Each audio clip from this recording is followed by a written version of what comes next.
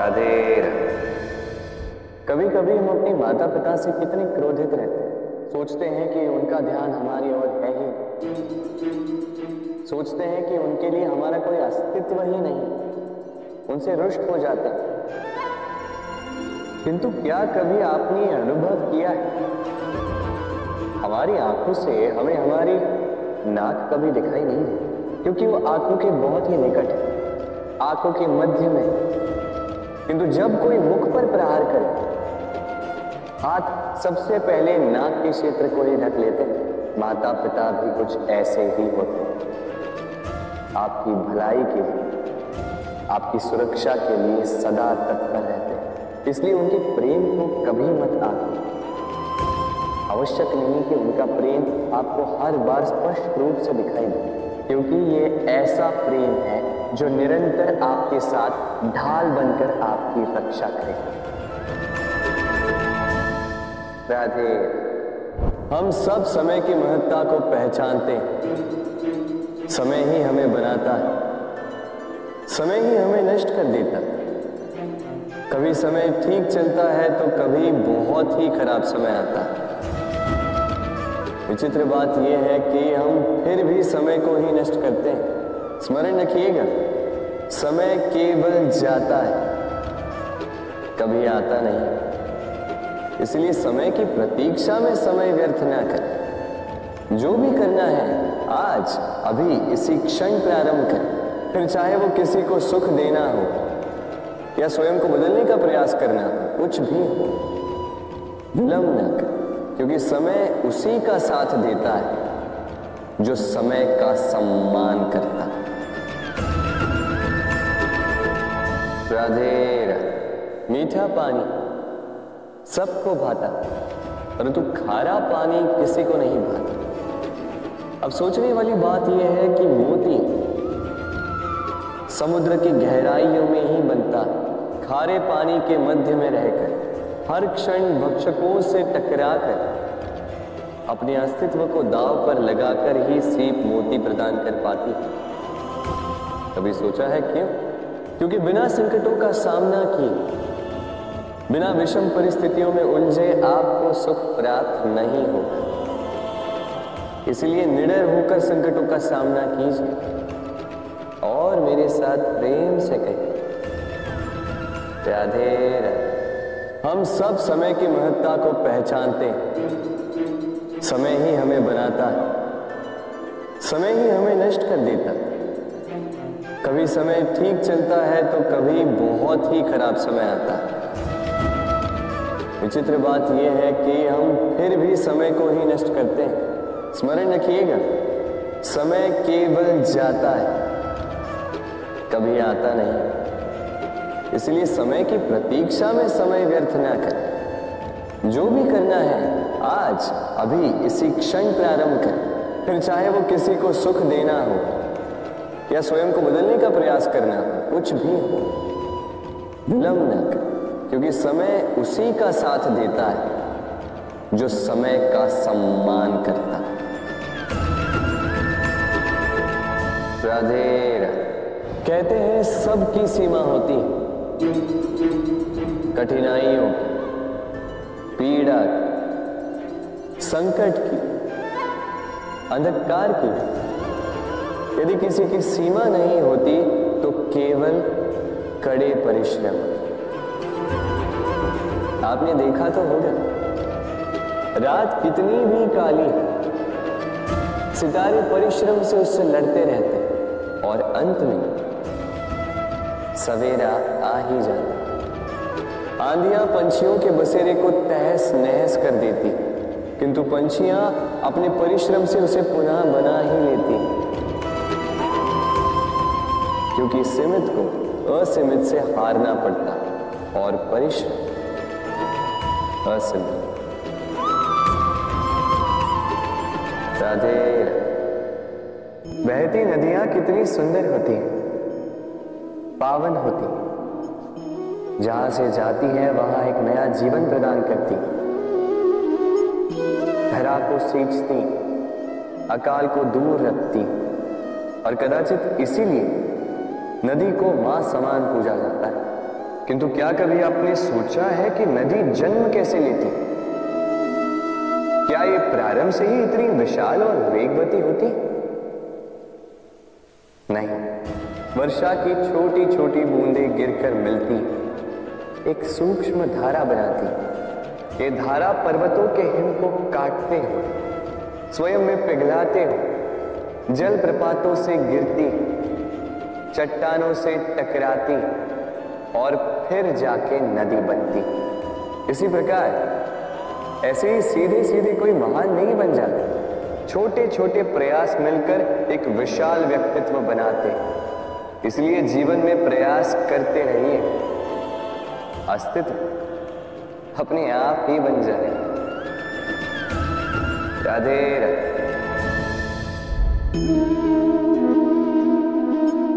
ये पुष्प देख रहे हैं आप? ये वही पुष्प है जिसका जीवन इस डाली पर आरंभ हुआ।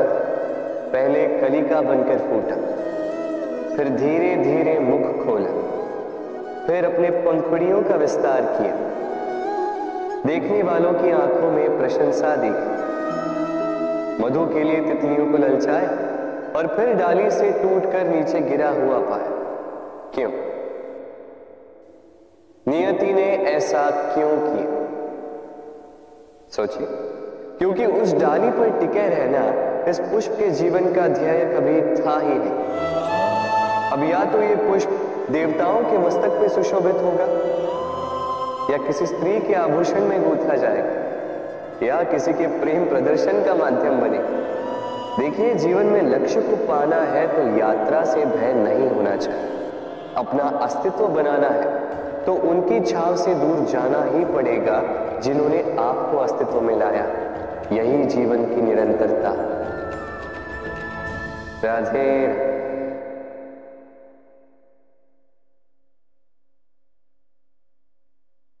होता है सागर का जल खारा होता है और किसी नाले का जल दुर्गंध से भरा।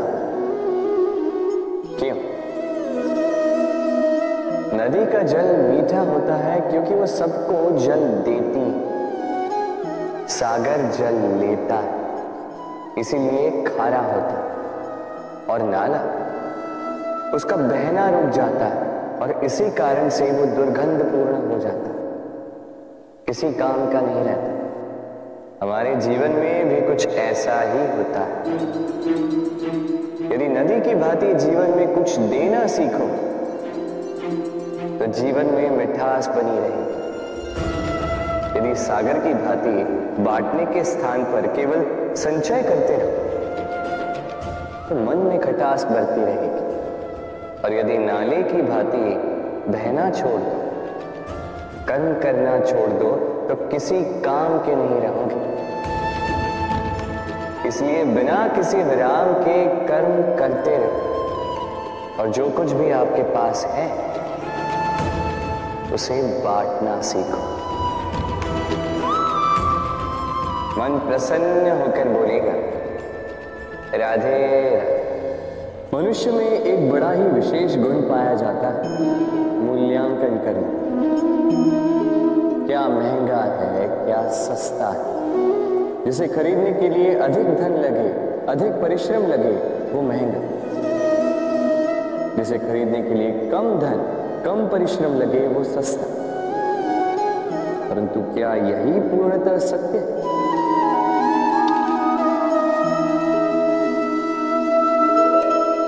अब आपके सामने एक पात्र है जिसमें जल भरा है और एक सोने का सिक्का। बताइए, इन दो वस्तुओं में अधिक महंगा क्या है? आप कहेंगे सीधी सी बात है, सोने का सिक्का ही अधिक महंगा होगा। इस सोने के सिक्के से आप ऐसे कई सारे जल के पात्र खरीद सकते हैं। चलिए, उचित। अब सोचिए, यदि आप किसी मरुस्थल के बीचों बीच फंसे, प्यास से तड़प रहे, तब क्या महंगा? तब तो आप इस एक घूंट जल के लिए अपनी जीवन भर की कमाई पाई पाई यूं ही गंवाने के लिए सज्ज हो जाएंगे।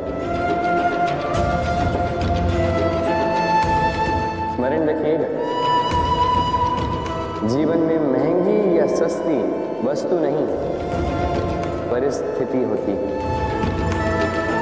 और आवश्यकता पड़ने पर जो काम आए, उससे अमूल्य इस संसार में और कुछ भी नहीं।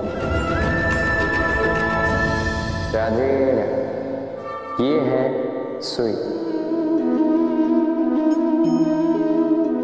और ये है तलवार। अब आप बताइए, आपके दृष्टिकोण से इन दोनों वस्तुओं में से क्या अधिक शक्तिशाली और महत्वपूर्ण होगा? आप कहेंगे तलवार ही अधिक शक्तिशाली या महत्वपूर्ण है। चलिए मानते हैं तलवार अधिक भारी होती है। तलवार युद्ध में आपको विजय दिलाती, शत्रु का विनाश करती, किंतु तलवार से कभी आप आपके वस्त्र सी नहीं पाएंगे। यदि पांव में कांटा चुभ जाए तो उसे आप तलवार से नहीं निकाल सकते, आपको सुई का उपयोग करना ही होगा। अब बताइए, तलवार को पाने के पश्चात ऐसे इस प्रकार सुई को खो देना क्या उचित होगा?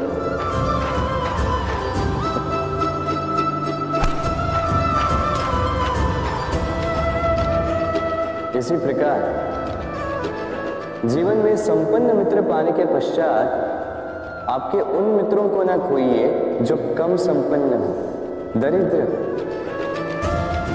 क्योंकि वो आपके साथ तब थे जब आप कुछ भी नहीं थे, और आवश्यकता पड़ने पर वही आपके काम आने वाले, संपन्न मित्र नहीं। तो जिससे प्रीत की है उससे मीत निभाई, चित आनंद से जागे। राधे। कुछ बनाने के विज्ञान में पहले टूटने का ज्ञान आवश्यक है। नई सोच बनाने के लिए पुरानी रीतियों को तोड़ना आवश्यक है। ये यात्रा, ये सीख केवल राधा के लिए नहीं बल्कि सभी के लिए, पर सभी को इस दुर्गम और जटिल पथ से जाना ही होगा। मनुष्य भावनाओं में बहकर कभी कभी ऐसे अनुचित निर्णय ले लेता है जिसके कारण वो जीवन भर पश्चाताप करता है, किंतु जब कुछ खोकर पाता है उसे वो सहेज कर रखता है। बबूल का पेड़ कितना विशाल होता है, पीपल का पेड़ भी विशाल होता है, किंतु क्या आपने कभी सोचा है क्यों बबूल के पेड़ को काट के उसका उपयोग किया जाता है और क्यों पीपल के पेड़ को पूजा जाता है? इसलिए क्योंकि पीपल का पेड़ उसके नीचे बैठे पथिक को छाया देता है, अपनी डाली पर असंख्य पंछियों को बसेरा देता, किसी को कांटे चुभाकर दूर नहीं करता बल्कि उसे शीतल छाया देकर उसकी थकान हर लेता। इस संसार में यदि आपको सम्मान पाना है तो पीपल की भांति ही बनना होगा। कुछ देना सीखो, आनंद, सुख, शीतलता बांटना सीखो, और कांटों की भांति कभी किसी को कष्ट ना आए। सम्मान स्वयं चल के आपके पास आए, और मन प्रसन्न होकर बोलेगा राधे राधे। हम सब ये मानते हैं कि हमें जीवन में कभी ना कभी किसी न किसी स्थान पर प्रेम होता ही, फिर चाहे वो माता पिता को संतान से हो, ज्ञानी को ज्ञान से हो, किसी कलाकार को कला से हो, आदि इत्यादि। किंतु क्या वास्तव में ये प्रेम ही, मोह भी तो हो सकता है। अब आप पूछेंगे कि प्रेम और मोह में अंतर क्या है? अंतर है बंधन का, जो आपको बांधे वो मोह है। प्रेम नहीं, प्रेम वो जो आपको मुक्त कर विकास की ओर भेजे। चलो आपको एक उदाहरण देता हूं। कुछ माता पिता अपनी संतान को किसी अन्य नगर में पढ़ने के लिए भेज नहीं पाते, अपनी संतान को उसके मित्रों के साथ खेलने के लिए भेज नहीं पाते, चिंतित रहते हैं कि कहीं उनकी संतान को पीड़ा ना पहुंचे, और इसीलिए उसे बांध के रखते हैं। ये प्रेम नहीं है। ये मोह है, क्योंकि यदि ये प्रेम होता तो वो चाहते कि संतान माता पिता की छांव से बाहर निकलकर इस संसार को देखे, उसे समझे, उससे ज्ञान ले, अपनी अनुभवों से सीखकर अपना स्वयं का एक व्यक्तित्व बनाए। स्मरण रखिएगा, मोह से भय पैदा होता और प्रेम से केवल आनंद। इसीलिए बांधिए मत, मुक्त कीजिए, क्योंकि यही प्रेम है। राधे राधे। संसार में संबंध बहुत ही महत्वपूर्ण होते हैं। अब प्रश्न ये उठता है कि संबंध कैसे होने चाहिए। संबंध शब्द के प्रारंभ में ही सम शब्द आता है। सम अर्थात समानता। तो किसी के साथ संबंध निभाते हुए इतना मत झुकिए कि उठने के लिए किसी के सहारे की आवश्यकता पड़ जाए। स्मरण रखिएगा, जो झुकाना चाहे वो कभी संबंध निभा नहीं पाएगा। संबंध उसी के साथ जोड़िए जो आपको समान, आपको सम्मान दे, क्योंकि सम्मान से ही संबंध पनपेगा और बढ़ेगा। राधे।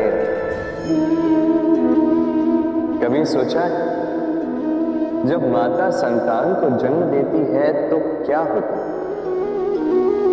9 माह का गर्भ, प्रसव की तीव्र पीड़ा। कहते हैं ये पीड़ा इतनी भयंकर होती है कि मानो जैसे संतान के जन्म के साथ माता को भी एक नया जन्म मिल जाता है, और इस जन्म के साथ अंत होता है माता की पीड़ा। किंतु यदि आप दृष्टिकोण बदलकर देखें तो आप ये समझेंगे कि पीड़ा का ये अंत एक अपार आनंद का प्रारंभ है। आरंभ संतान का, और संतान माता पिता के लिए सुख का प्रारंभ है। जीवन के साथ भी यही होता है। हम कभी कभी किसी संबंध या किसी स्थिति के पीड़ादायक अंत के कारण इतने विचलित हो जाते हैं कि उस आनंदमयी प्रारंभ को देख ही नहीं पाते।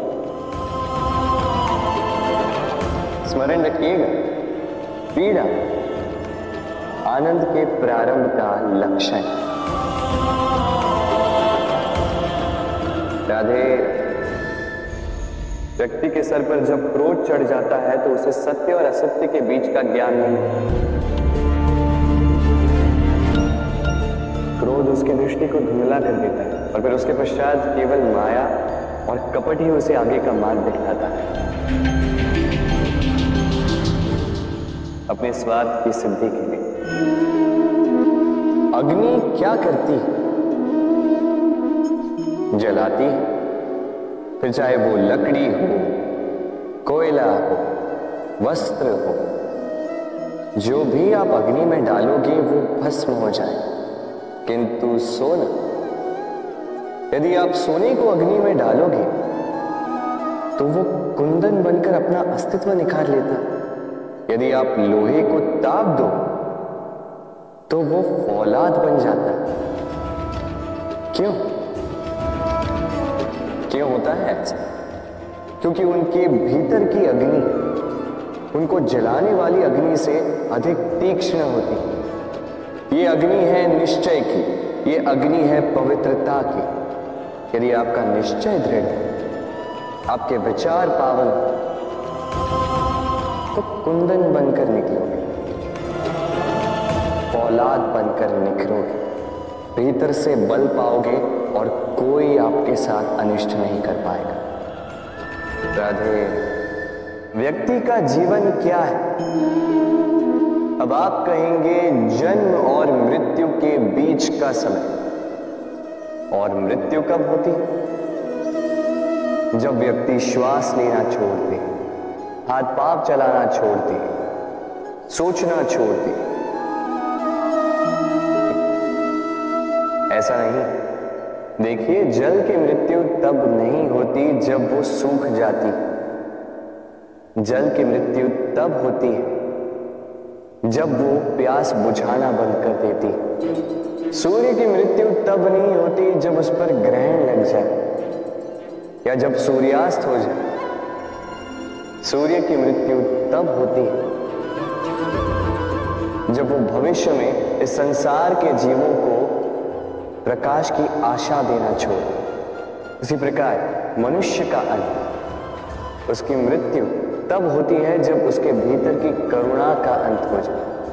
करुणा वो भाव है जो मनुष्य को मनुष्य बनाए रखती है, जो एक मनुष्य को किसी और मनुष्य का कष्ट, उसकी आवश्यकता का अनुभव कराती है, जो उसे बल देती है किसी और की सहायता करने के लिए, उसे पात्र बनाती है इस सृष्टि का नियंता बनने के लिए। देखिए, संसार में मृत्यु केवल एक बार होती तो उससे पूर्व क्यों मरना? इस करुणा को क्यों मारना? स्वयं को मनुष्य बनाए रखिए, मृत्यु के पश्चात भी जीवित रहेंगे। राधे राधे।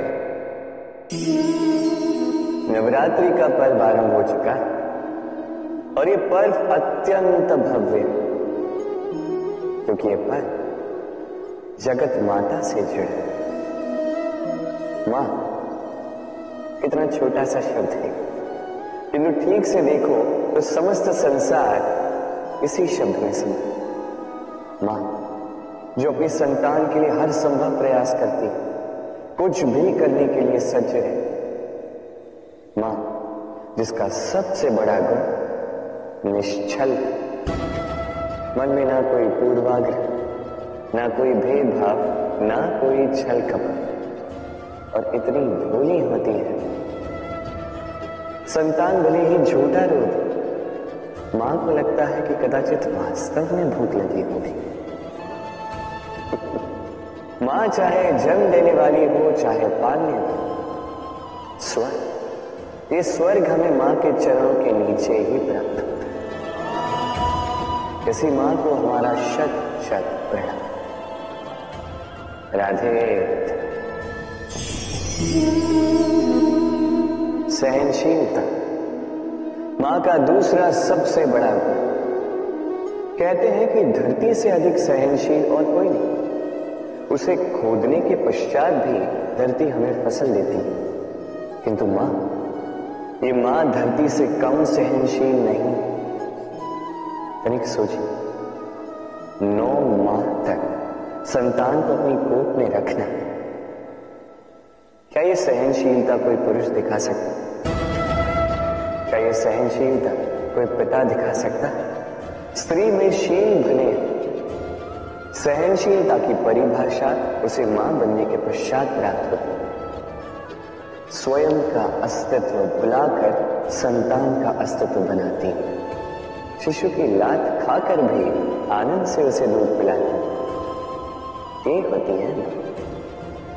और इसी मां जननी को हमारा शत शत प्रणाम। राधे। मां का एक और सबसे महान गुण, स्वयं को ढालने की अद्भुत शक्ति। जिस प्रकार एक मां स्वयं को ढाल सकती है और कोई नहीं कर सकता। मां एक महानदी की भांति, जिसकी ऊर्जा असीमित है किंतु अहंकार बिल्कुल नहीं। जिस प्रकार एक नदी ढलान के अनुरूप मुड़ जाती है, उसी प्रकार एक मां अपने संतान के अनुरूप ढल जाती है, चाहे जैसी भी परिस्थिति। उसके सोने के समय के अनुरूप स्वयं का सोना, उसके जागने के समय के अनुरूप स्वयं का जागना। संतान की इच्छा का भोजन वो स्वयं का मनपसंद भोजन बना लेती है। ये मां का आचरण ही तो है, जो धूप में छाप बनकर आता, जो शीत में कमल बनकर आता। मां ऐसी होती है कि संतान की निद्रा ना टूटे, इसलिए एक करवट सोने का अभ्यास कर लेती, और इतना स्वयं को केवल वही ढाल सकती है जो संतान की ढाल बन सकती है। इसी मां को हमारा शत शत नमन। राधे राधे। मां के दो और सबसे महान गुण, साहस और संबल। साहस ये कि वो अपने संतान के लिए कुछ भी कर सकती, और संबल ये कि वो अपनी संतान को कभी टूटने बिखरने नहीं देगी। तनिक सोचिए, जब भी आपको चोट लगती है, चीख से पूर्व मां का नाम मुख में क्यों आता है? तनिक सोचिए, जब आपको बल की आवश्यकता होती है, साहस की आवश्यकता होती है, आगे आप अपना मार्ग देख रहे हैं जो अत्यंत कठिन प्रतीत हो रहा है, तब मुख से मां की ही शपथ क्यों निकलती? क्योंकि मां ही है जो हमें साहस देती, मां ही है जो हमें सहारा देती। मां जानती है कैसे हमारी उंगली पकड़ के हमें चलना सिखाना है। मां ये भी जानती है कि कैसे कान पकड़ के हमें उचित मार्ग पर लाना है। इसी साहसी मां को हमारा शत शत नमन।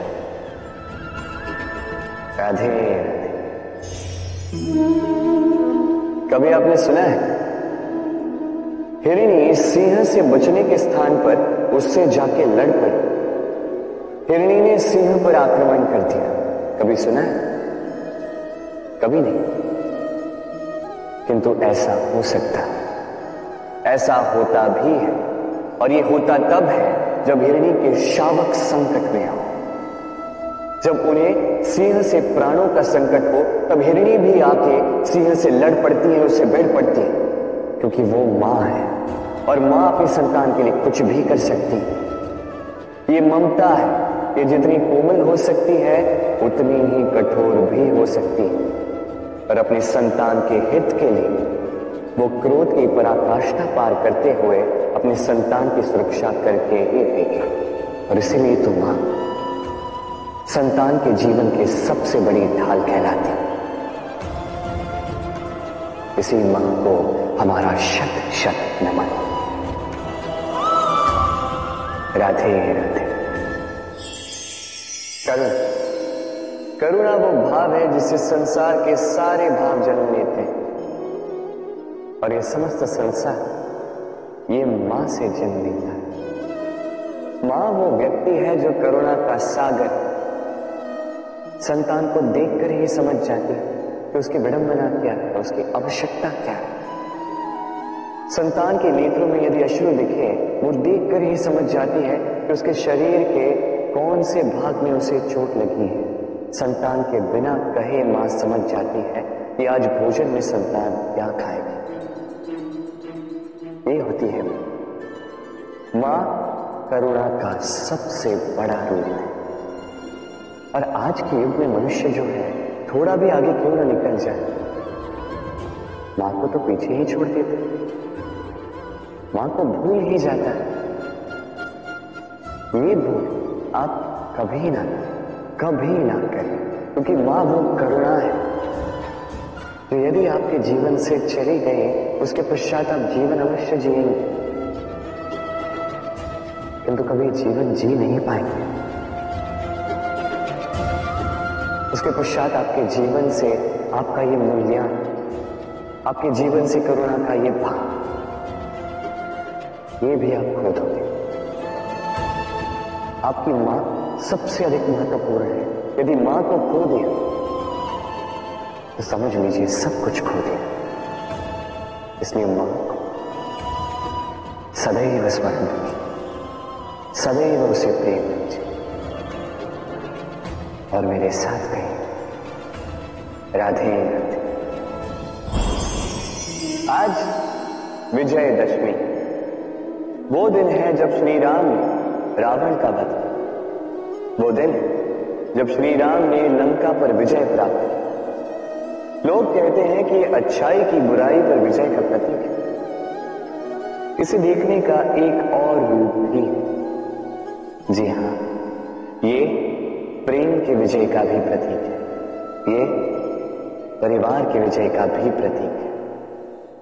आपको तो ज्ञात होगा ही कि रावण महाज्ञानी था, महाशक्तिशाली था, महादेव का परम भक्त था रावण। अब जो व्यक्ति कैलाश पर्वत उठा सकता था, वो व्यक्ति स्वयं एक कटे हुए वृक्ष की भांति श्री राम के चरणों में गिरा हुआ था।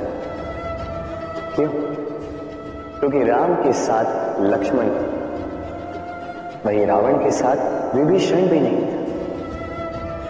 एक और परिवार में बढ़ता प्रेम था, तो दूसरी ओर परिवार में बढ़ती तरह। स्मरण रखिए, यदि संसार पर विजय प्राप्त करनी है तो सर्वप्रथम परिवार में प्रेम बनाए रखना होगा।